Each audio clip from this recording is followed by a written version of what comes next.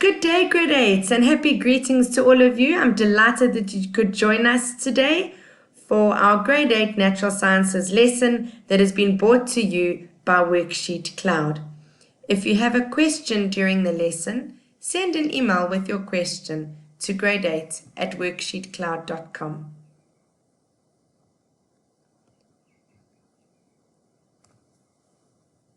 My name is Mrs. Ernston, and I am the WorksheetCloud Grade 8 Natural Sciences teacher. I'm delighted that you could join us today. I'd like you to be ready for the lesson, so please remember to have your notes and some paper to write with, and pens or pencils, because we're going to be discussing some things in class, and we're going to be having a look at some experiments, and I would like you to be active and involved in today's lesson.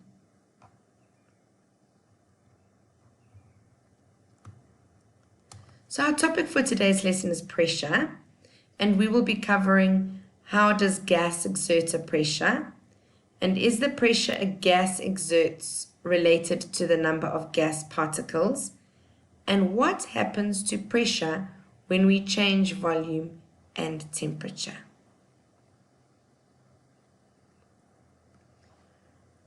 So if you've got these items handy around the house, it will be quite useful if you could get them ready for today's lesson, or you could do the experiments after you've watched the video. So you need a balloon, you need an empty plastic bottle, a pair of scissors, and about a cup of water.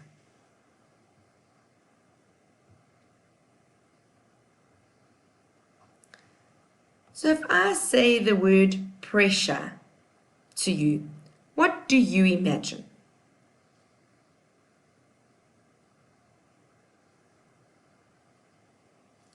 Well, I know if I think about pressure, some of the things I might think about is a pressure cooker. I might think about someone taking my blood pressure. I might think of atmospheric pressure. I wonder if any of you have thought of these things. And maybe some of you thought about when you've tried to pump your bicycle tires up. Or if you've ever needed to pump a car tire up. Or maybe the pressure in your soccer ball, or rugby ball, or netball ball. So in previous lessons, we have covered the particle model of matter, where we've had a look at solids and liquids and gases. So if you're new to these lessons, please head on over to our lessons on the particle model of matter, where we've covered all of these concepts.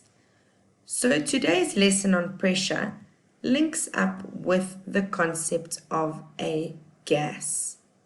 And how are the particles arranged in a gas? So there is no particular arrangement. The particles are free to move. The particles in a gas can move very fast, and they're in constant motion. There are very, very weak forces of attraction between the particles, and the particles are far apart with very big spaces between the particles. And it's very important that you understand this information as we move into the lesson.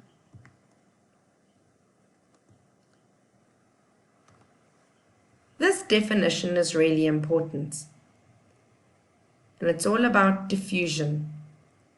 Diffusion is a process in which particles spread out through random movement from high to low concentration until they are evenly distributed.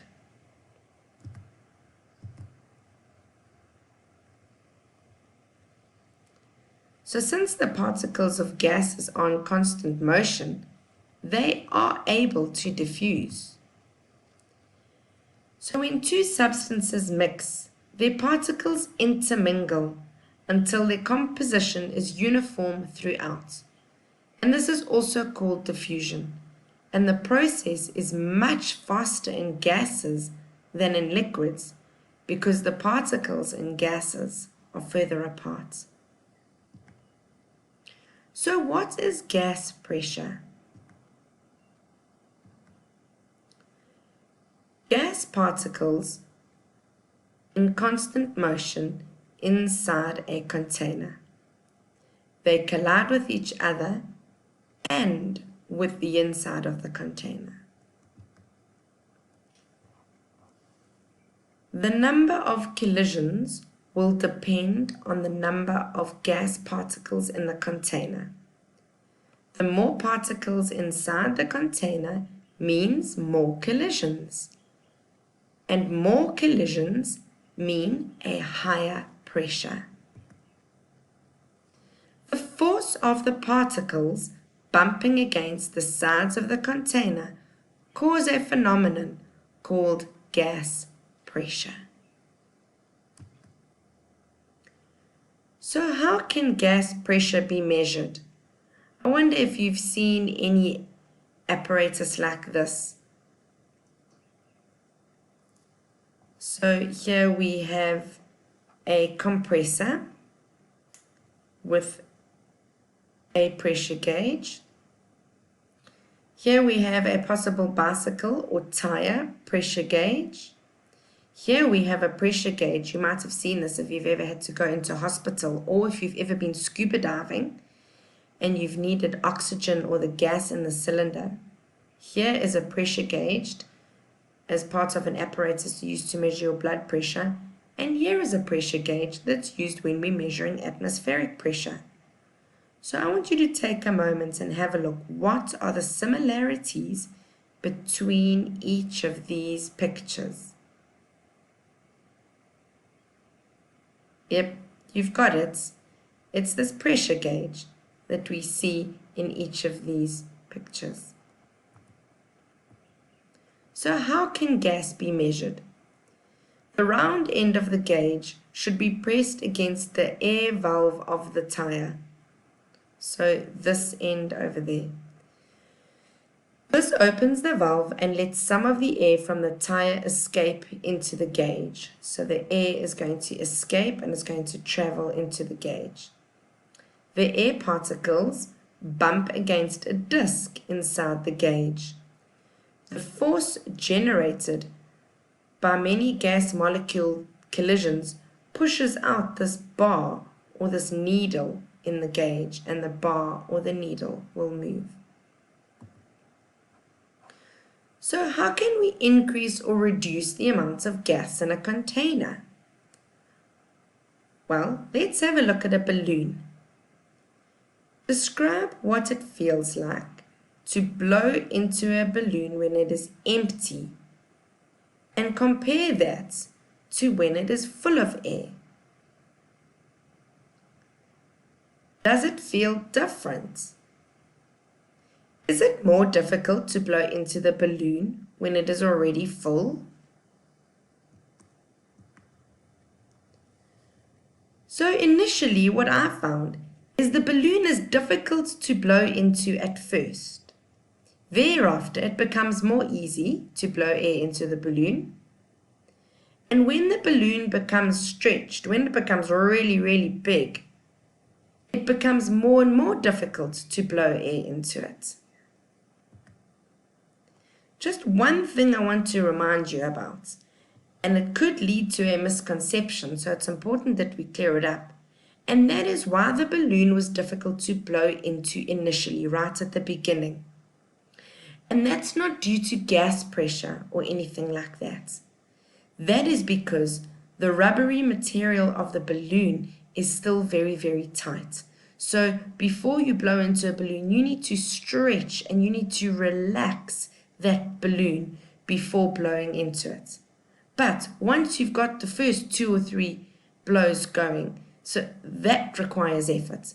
But then after that, I found that it's easier to blow the balloon up until the balloon comes really stretched and really big and is about to pop. So I'd like you to tie a knot in the top of an inflated balloon and then go and leave the balloon in a safe place. And go back and examine it in a week's time. What I am hoping is that when you come back after a week's time, your balloon will look something like this picture in the diagram. It certainly didn't look the same as when you first blew it up. So What happens when we blow into a paper bag or into a balloon or when you pump up a car tire? The air particles are forced into the bag or into the balloon or into the tire. The more you blow, the more particles are pushed into the container. And if there are more particles, there are going to be more collisions. And that means the pressure will be greater. So when you blow into a paper bag or into a balloon or when you're pumping up your bicycle tires, why does the bag sometimes pop or the balloon pop? Or if you blow something up too hard, the bicycle tire can pop. Or why, when you're blowing it up, does air start to leak out after a while? When the bag contains as many particles as is possible, and you try to force even more particles into the bag or into the container, the force of those collisions of those particles against the side of the bag becomes too much, and the particles are either going to leak out the container or the bag or container or substance is going to pop or break.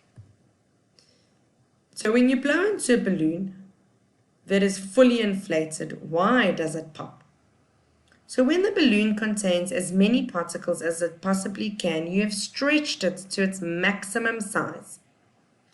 And if you try to force even more particles into the balloon, the force of the collisions of the particles against the inside of the balloon just becomes too much and the balloon is going to pop. And those elastic polymer strands of the balloon are actually going to tear apart as a result of the applied force of the particles against the balloon. Why do you think the balloon became smaller when it was left for a week? And have a look at the following diagram. I'm sure it will give you a hint. As the air particles escaped through the tiny openings in the material of the balloon, there became fewer and fewer particles inside the balloon, which meant there were fewer and fewer collisions. And the force pushing against the inside of the balloon is smaller. Therefore, the pressure inside the balloon is smaller. So why does it become more and more difficult to pump air into a bicycle tire? Or when you're trying to pump up your soccer ball or rugby ball, why does it become harder? The more you pump, the more particles are pushed into the tire or the ball. And if there are more particles, there will be more collisions. And that means the pressure will be greater. The tire will stretch to accommodate more air particles, but it is going to become more and more difficult, and it's going to require a greater force to stretch the material of the bicycle tire or the ball you are trying to pump up.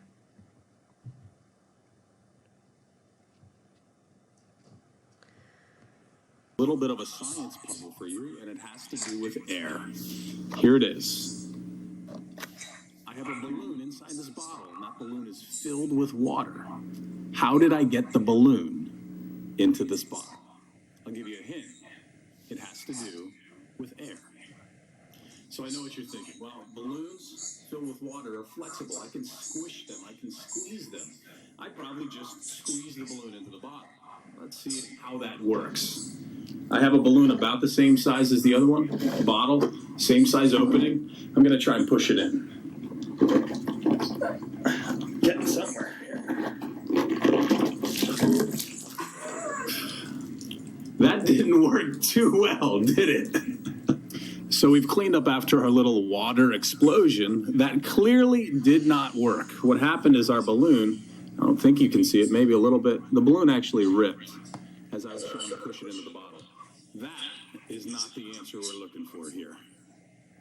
The answer to this puzzle involves air, and to get to this answer, we need to explore air. And our exploration begins with a balloon and a bottle. Let's take a closer look and see what we can find out. So we start with a balloon and a plastic bottle. Any plastic bottle will do as long as it doesn't have any holes in it besides the opening. And all I need to do is squish the balloon together and stuff it down into the bottle. And stretch the balloon's opening over the top of the opening to the bottle. I have it all set up. Now let's get ready to explore air. Well, where is the air? I have air all around me, pushing down on me, and I also have air inside this bottle. I can't see it because air is invisible. Now, air may be invisible, but through science, we've discovered that air is matter, and air takes up space. So air inside this bottle is matter, and it takes up space. So what will happen if I try and blow this balloon up? It's not too difficult. I can blow up a balloon. I didn't really have any problems doing that. What will happen when I try and blow up this balloon and add more air to our bottle? What do you think? Let's find out.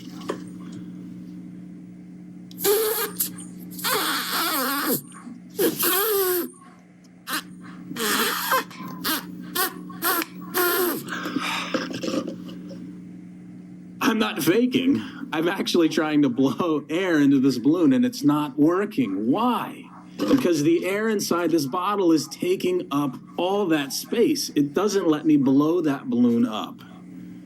So I know air inside this bottle takes up space, but now I want to use a different bottle and try it again. But there's one thing different about this bottle, and it's not the size or shape. There's something else that's different. We want to see if you can find out. So I'm going to take the balloon off of this bottle, same balloon, move the bottle off. Now I have a bigger container. I'm going to stuff the balloon into the bottle, and I'm going to stretch the balloon's opening over the opening of the bottle. There's one thing different about this bottle. Watch what happens when I try and blow this balloon up.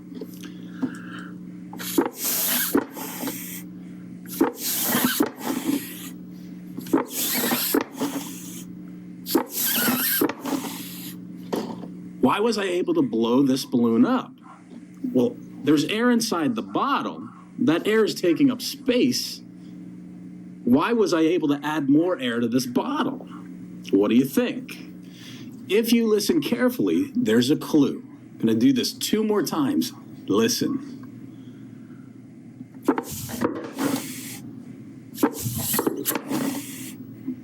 It sounded like air was moving. Air actually was moving. Well, how is that air able to move? Well, if you look carefully down here, there's a hole in the bottle. I'll show you with this little stick. The stick actually can go through the hole. Well, what did that hole allow the air inside this bottle to do? It allowed the air, as I blew into the balloon, that balloon forced the air and pushed the air out of the bottle. Watch this. I have the empty plastic bottle. I line my hole up with a bottle. I'm going to blow in. The air rushed out of this bottle and moved that plastic bottle off the table. There was no air trapped inside the bottle. The air could escape out. So now let's explore air a little bit more. We're going to do the same thing, but change one little thing. Same bottle, same balloon, hole in the bottle. I'm going to blow the balloon up, but put my finger over the hole and watch what happens. Once I put my finger over the hole, the balloon actually stays blown up. Look at the top. You can see there's an opening in the balloon, but the air isn't coming out. Watch this. I can drop my stick down. It's open, but the air is not coming out. Well, why is that happening? So what's really happening here is that I have my finger over the hole. What happened with that hole? Well, that hole allowed air to move in and out. When I put my finger over the hole, air can't rush back into the bottle and push the air in the balloon out into this room. What happens when I take my finger off of the hole? Air should be able to move in and push the air out of the balloon. Let's see science in action. It worked, and I could even hear the air moving. Another way to do this is to use this hole to take the air out of this bottle and let the air in this room blow that balloon up. I'm going to inhale lots of little times. It's going to look like I'm kissing the bottle. I'm not. I'm going like this. I'm taking all the air out of the bottle. Watch what happens to the balloon. Here we go.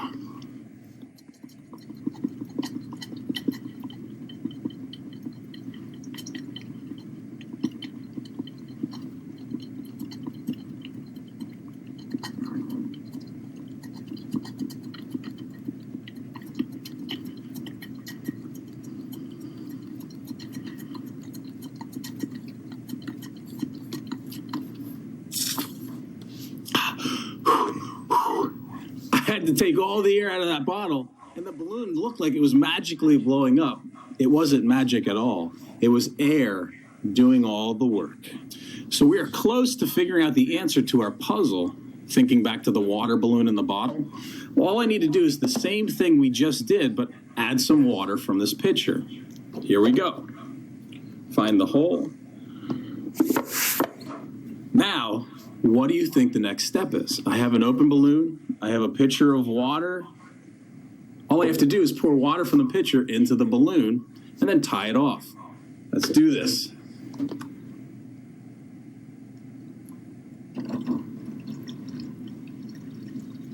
You can hear the water running into the balloon.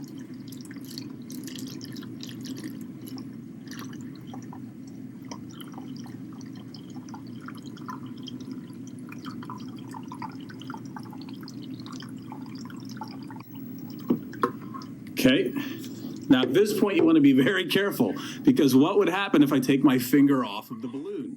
Air would rush into this bottle and force not just air out of this balloon, but also the water that's inside.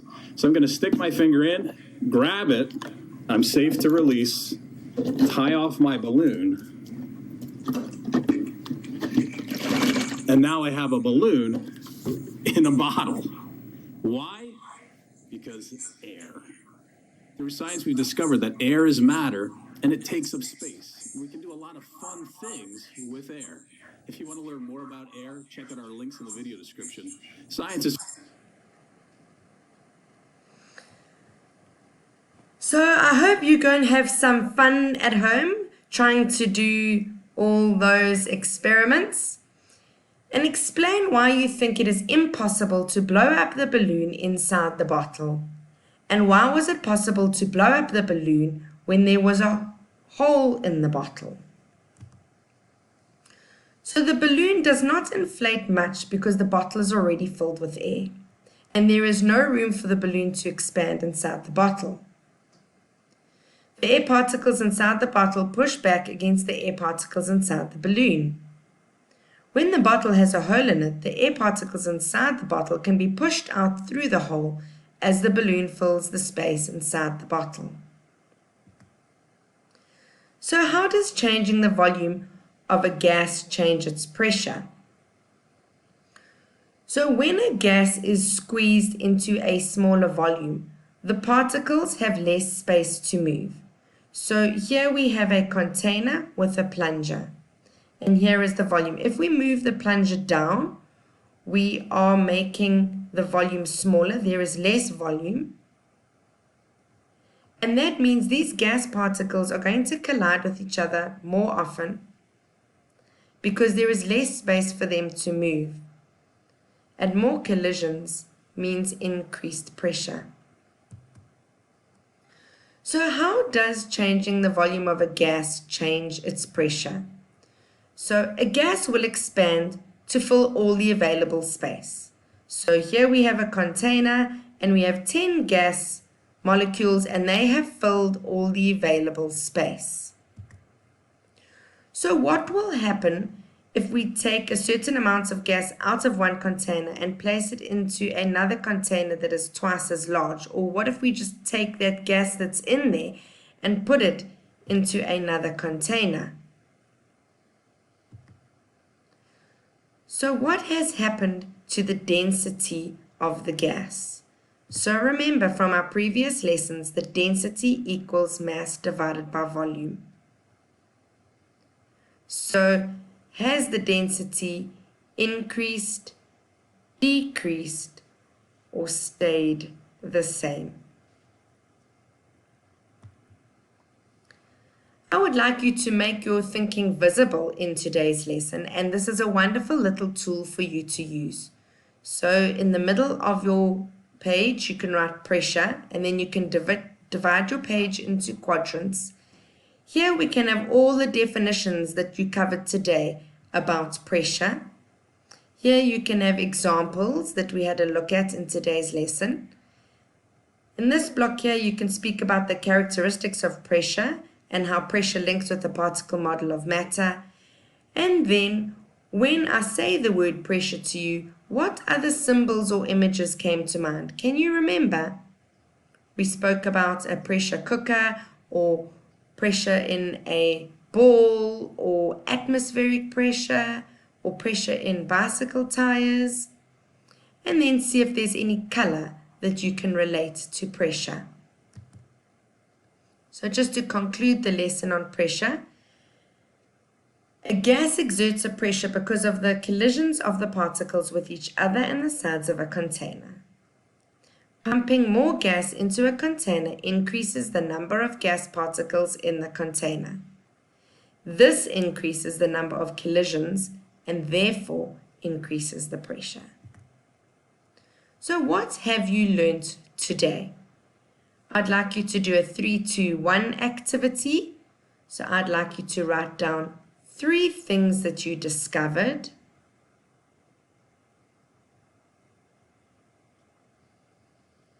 I would like you to write down 2 interesting facts or details. And I would like you to write down 1 question you may still have.